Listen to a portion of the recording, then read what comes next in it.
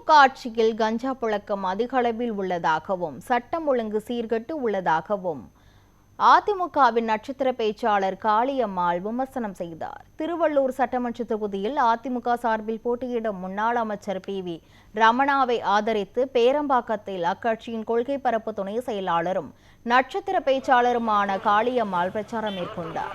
அப்போது வாக்குறுதிகளை திமுக காகிதங்களில் மட்டுமே வழங்கும் எனவும் அதனை மக்களின் கைகளில் கொண்டு வந்து சேர்ப்பது அதிமுக தான் எனவும் தெரிவித்தார்.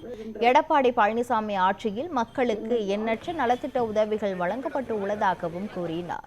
இந்த நிகழ்வில் கடம்பத்தூர் மேற்கு ஒன்றிய செயலாளர் சிற்றம் ஜே சீனிவாசன், மாவட்ட அவைத் தலைவர் இன்பநாதன், ஒன்றிய துணை செயலாளர் சுரேஷ், ஒன்றிய மாணவர் அணி செயலாளர் வினோத்குமார் மற்றும் கூட்டணி கட்சியை சேர்ந்த நிர்வாகிகள் பலர் கலந்து கொண்டனர்.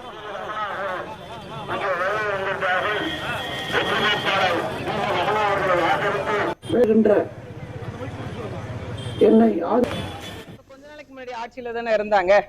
4 வயது பெண் குழந்தையினுடைய வழக்கு உயர்நீதிமன்றத்துக்கு போகும்போது, உச்சநீதிமன்றத்துக்கு அந்த வழக்கு போகும்போது ஒரு ஆட்சியாளரா இருந்து ஒரு திமுகவினுடைய அரசாங்கம் என்ன செய்திருக்கணும்?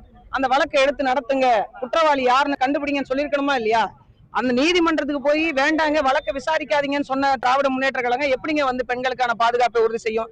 அண்ணா பல்கலைக்கழக இஷ்யூ வந்து யார் அந்த சார்ன்னு சொல்லிட்டு அண்ணா திராவிட முன்னேற்ற கழகம் அவ்வளவு பெரிய பரப்புரையை முன்னெடுத்தது இல்ல. அதை ஏன் இன்ன வரைக்கும் அந்த யார் அந்த சார்ன்றதை கண்டுபிடிச்சு வெளியில சொல்லாம இருக்கிறீங்க? அண்ணா திராவிட முன்னேற்ற கழகத்துல தவறு நடந்தாலும் இந்த குற்றவாளிகள் தண்டிக்கப்பட வேண்டும் என்பதில் இங்க இருக்கக்கூடியவர்கள் எவ்வளவு பொறுப்பும் கடமையுமா இருந்தாங்க. அதுல ஒரு விழுக்காவது இருந்திருந்தாலாவது இந்த பிரச்சனைக்கு தீர்வு